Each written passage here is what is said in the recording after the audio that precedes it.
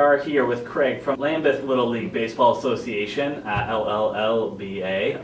I'm super excited to kind of sit down and chat with you. We've definitely talked a little bit about it, and I've seen you guys, on Facebook, and it's a brand new baseball organization here in London.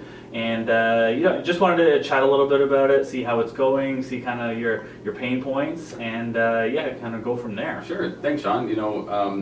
It's been great. Starting the Little League, we, myself and another dad, Jared, were co-presidents of the Little League, and we just saw a need in our community for some options for baseball. We are covered by an association, but just felt that Lambeth years ago had a team, and it's growing in a community. Growing in a community, and we wanted to get the ball rolling on starting the association.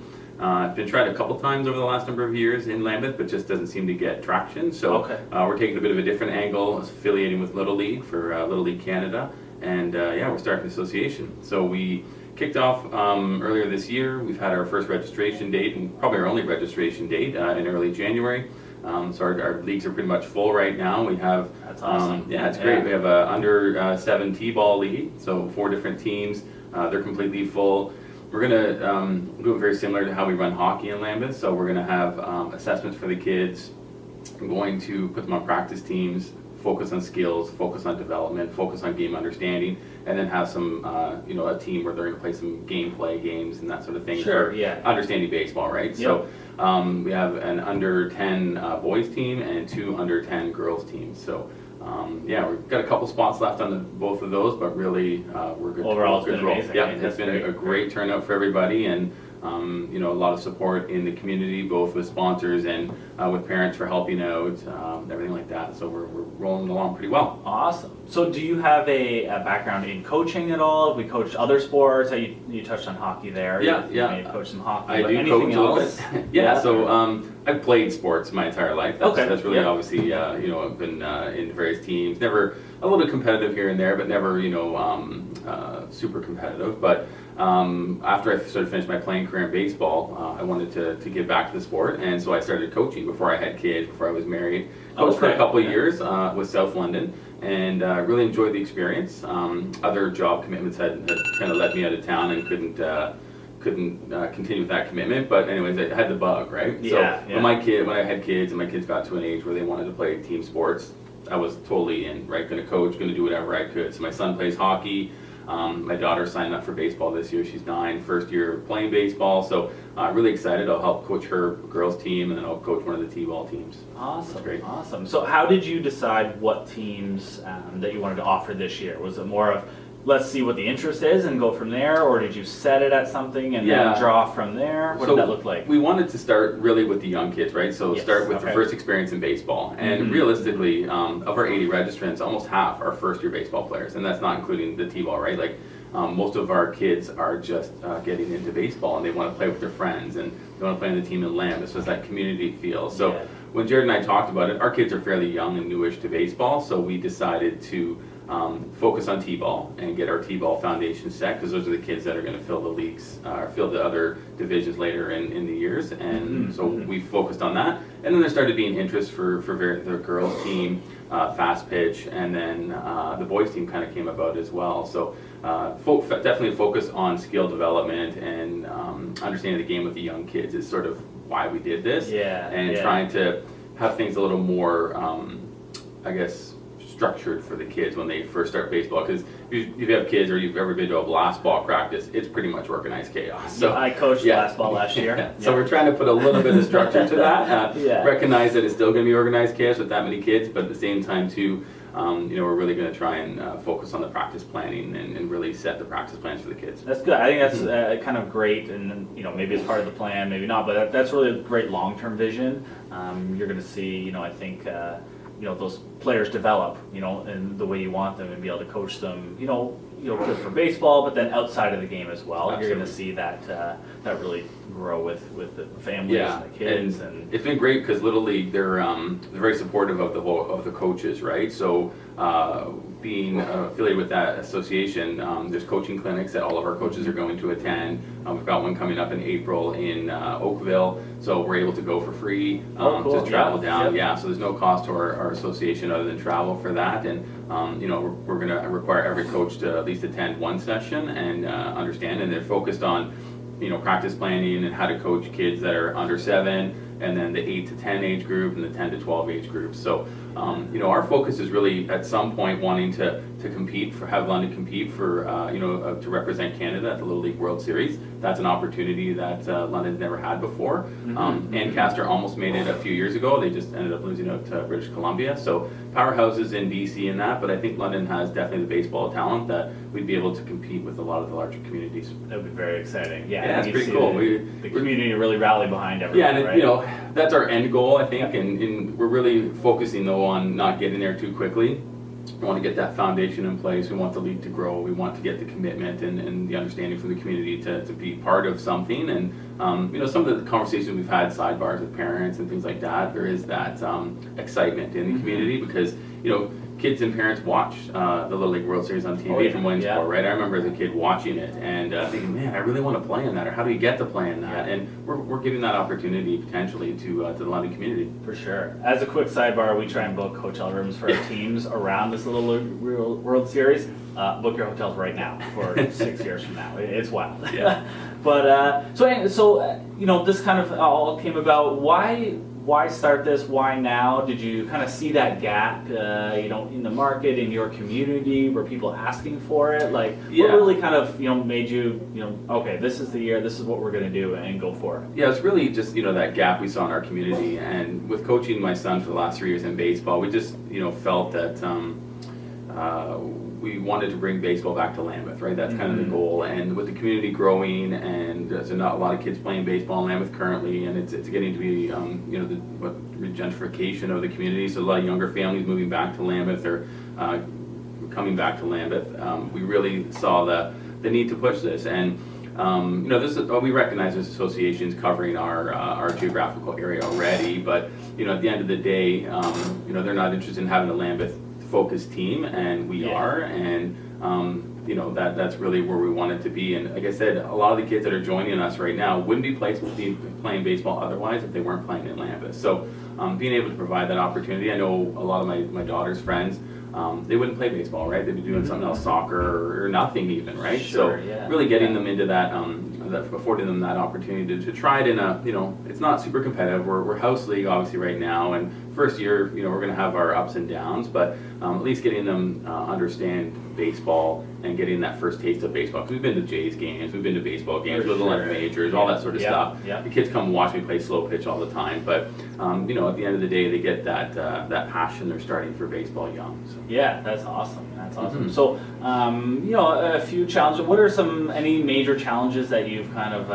met head on here before, as you kind of got planning, or maybe in the organization stage? I think there's lots of people probably in a similar position to you, right? Whether we're starting a new organization, a team, whatever that looks like. Any major challenges that jumped out? There's been a couple. So obviously board recruitment for our executive is a challenge, right? Everybody likes the idea of bringing baseball back to Lambeth. It's a lot of work. Right now there's only 4 or 5 of us on the board, so we're trying to get at least another 7 or 8 positions. Not so demanding right now, but as we get to be a larger association, as we get to do have more registrations, obviously we'll need more of that assistance in trying to get individuals from the community to make that not make the effort, but get through their inhibitions to try and come out and be part of that executive. The second challenge we've run into is acceptance in the community, right? I mentioned earlier that there is another association that sort of covers the Lambeth area, and they want sort of the registrations to go funnel through them for Ontario Baseball Association. And so Baseball Canada is sort of the overarching umbrella, and Little League is one vein of that, and the various provincial baseball associations are another vein of that. So there is some animosity, I guess, or politics, I guess you'd say, with that, and so we're working through that, right? We're a collaborative group. We're wanting to work with everybody, but we understand we're going to ruffle some feathers, I think, right now, because some other communities or areas in the City of London maybe not see the need. We clearly see the need. We clearly are addressing that need, and given that the fact that we've had pretty much full registration, I think that supports a lot of what we're doing, and families are buying into what we're doing. So we'll figure it out. We'll work with those teams. Our kids are going to have places to play. They're at an age though right now where gameplay although important, is not the focus of what we're trying to do. Yeah. We're trying to focus on skills development. I could preach that and say that a lot, but realistically, kids need to have the foundation, the fundamentals of baseball, and then understand the game before they can play the game. Absolutely. So we're going to give the focus on those aspects, and then obviously gameplay will be part of it. We've got some things lined up with other Little League associations, a little more travel than what we'd like, but they're there, and we're going to see what we can do in the local community as well as the season moves on. For sure, yeah. I mean, I think, we're not going to go down this whole, politics discussion, right? Sure. But, every organization is going to have their own feel, right? Absolutely. And, I'm part of a small gym as well. And, there's a ton of small gyms in London, but, all cities. And, they all do very similar things, but they could be next door and be very different and attract a completely different clientele. Absolutely, and like Lambeth has its own hockey association, so there's always been that standalone community in sports, and the fact that baseball sort of went by the wayside a number of years ago, it's unfortunate, but it's just a sign of the times at that time, and really we're looking, like I say now, with the growth and with the new families and the younger families moving back in with young kids that are playing baseball. There is an opportunity to do that, and we're really catching a lot of the kids, like I say, that might feel a little intimidated joining some of the other leagues, looking at some of the competition, right? We're trying to get that first touch into baseball and really build it. If kids eventually move on, that's great. We're just trying to give them the tools and skill set to do that. Yeah, absolutely. And I don't have any numbers in front of me, but I kind of feel like as I was growing up and maybe getting toward the end of my youth baseball career, I think soccer took over a little bit more. And like I said, I don't know whether that's the case right now, but that's fantastic that there's another organization where some of those kids who maybe they played soccer now for a few years, like, let's try something different, but they're not ready for those competitive teams or soccer's an easy in, right? And for sure. There's not a lot of cost to get into it and things like that. And I would agree with you on that, recognizing when I was finishing up my playing career as well, and even when my kids first started, that just seems to be the natural thing, right? You want to get kids active, they run a lot, all you have to really do is buy a pair of shoes and away they go, right? So, but I think with baseball, it kind of ebbs and flows as how well the Jays do and the Tigers do, right? So we've had a really good Jays team the last number of years, and that's really sparked the interest. Like my little guy lives and breathes Toronto Maple Leafs, Toronto Blue Jays, right? So those are his teams, and the Tigers are really close as well for our community. So there's a lot of when they play well, there's just a lot more buzz around baseball in the community. So. Yeah. I mean, it's tough as a kid to probably go and just see your team get crap night after night and win 60 games a year or something crazy like that. So no, that absolutely does make sense, and we probably see some spikes in baseball registration over the last few years. That's really good. And any sort of kind of overall mission statement that you guys have? I know we've kind of, I think, touched on a little bit in terms of really hammering skill development. Yeah, so we haven't passed a portion of our mission statement, but really at the end of the day, we're focused on getting baseball back into Lambeth and for the Lambeth community, and we're really focusing on giving kids that those tools, that toolbox, right? So we're trying to focus on their skill development, give them the foundation of that. Trying to have them a good understanding of the game and really have fun, right? At the end of the day, if you're not having fun, you don't want to come out and play, we're doing something wrong. Absolutely, yeah. Now, so in looking at this, it's, I guess, geared towards the beginners a little bit more, right? First timers. But, when we chat a little bit offline, that doesn't mean you're going to have, beginner coaches, right? I think you have some high level coaches part of the program as well, girls and boys, right? Yeah, so we have a good plan in place, and this first year, we've got some good coaches that have indicated they want to come play with us or be part of our association. So, but at the same time too, we're going to provide that training for them, sort of how Little League operates and some of the coaching things, and then a lot of first-time coaches, right? Same sort of thing. Where kids are 5, 6, 7 years old getting into baseball. Parents, it could be their first experience if they didn't play. It's a little bit intimidating. So we're trying to bridge that gap and trying to make it easier so that parents can be part of it, right? I know growing up, I loved it when my dad coached my team or was part of practices, right? And we worked in the backyard, or then we went to practice and worked out and did stuff, right? So I want to be able to make sure we can help foster that with other families, and being able to provide a consistent level of coaching, consistent level of support to the moms and dads that want to come out and help their kids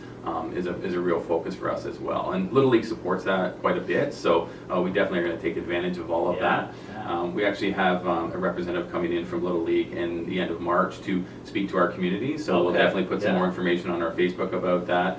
He's going to come in and talk about some of the other associations in the area, Windsor, Ancaster, Oakville, and sort of talk about how they got their beginnings. There's a newer association as well in the Grand River area, so they're kind of running into some of the similar problems we've had. They've been around for about 3 years, but again, their registration is on the rise, and they're doing things the way they feel the right way, and for that community, and you know, they're getting a lot of good feedback. So for sure, that's great. Yeah, you know, there's lots of you know, probably communities who could, you know, use another organization, or you know, maybe just want to start their own team. So I think one of the bigger differences we've seen in, you know, Canada versus the US is there's a lot more just independent teams, right? You know, I can start my own team, and we're going to call us, you know, Sean's Blue Hawks, and off to the races we go.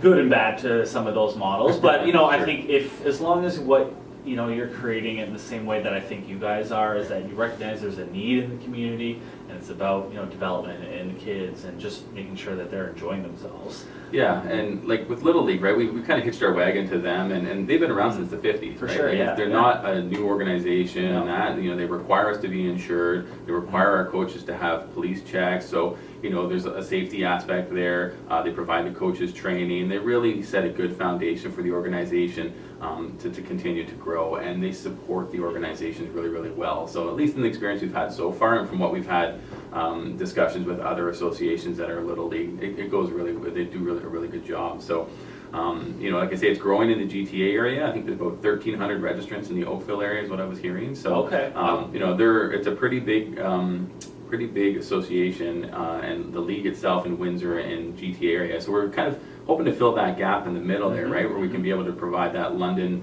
opportunity, and then, you know, we're going to be playing some of those associations as the years go.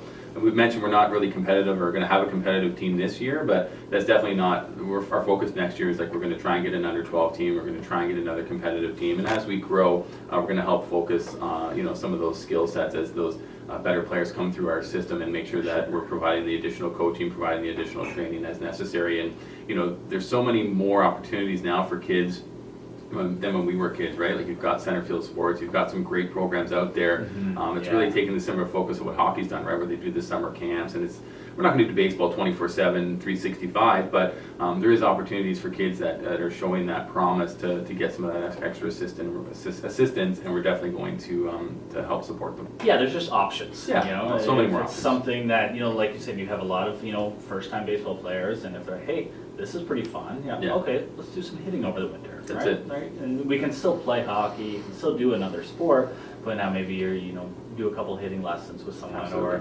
Or you know, winter or Christmas camps, things like that are offered. And it's so easy now to put a hitting net in your garage, right? Like, I have a lot of friends that do that in early January, and they get the kids hitting off the tee, and it's just, you know, that muscle and repetition gets you a bit ahead for the summer, right? Absolutely. When you get out into real life. And it's also, I mean, I look at it as, you know, my kids are going to come home. I think there's a lot to be said about, you know, just playing and occupying themselves. They learn that way, it's great.